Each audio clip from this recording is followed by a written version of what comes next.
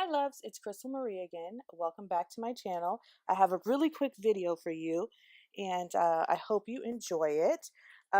This is of course on the Cricut. It's a Cricut tutorial and a company named Kraft Phil reached out to me so that I could try some of their iron-on. So this is a new brand and I got to try it out and I hope you guys enjoy it.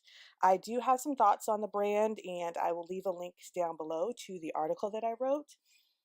But overall, I think it's good. I think it's good to try out new brands. I think this is one of the first new brands that I have tried out besides using Cricut, of course, which I love. But I'm recreating the Cricut Iron-On Lips project that you guys are familiar with. If you're new to my channel, you may not be familiar with it, but I did a Cricut Iron-On Lips tutorial on a t-shirt, and basically I'm using the same lips here to do a makeup bag. So I'm honoring the settings that Kraft Phil sent to me, so 320 degrees and 30 seconds, and you will see that I did have to do this more than once to get the iron-on to adhere to the canvas, which is the substrate I'm using. And I'm using the Cricut Easy Press 2, and it's the 7x9 size. So I'm super excited because this is great for smaller projects. That way you don't have to use the large Easy Press 2 or Easy Press if you have it.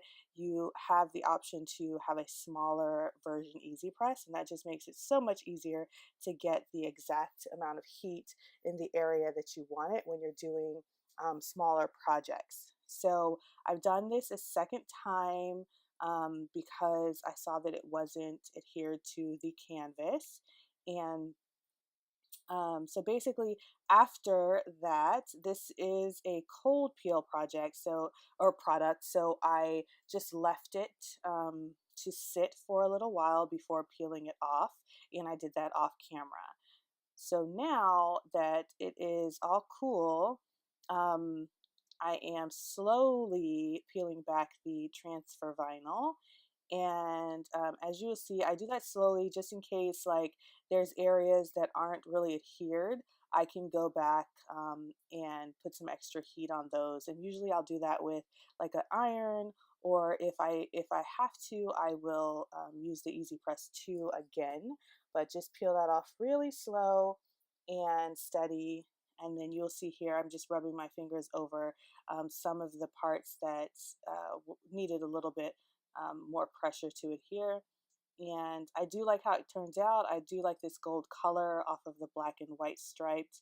So I'm excited. If you guys love quick tutorials like this, please let me know and in the comments, and be sure to subscribe and thumbs up the video.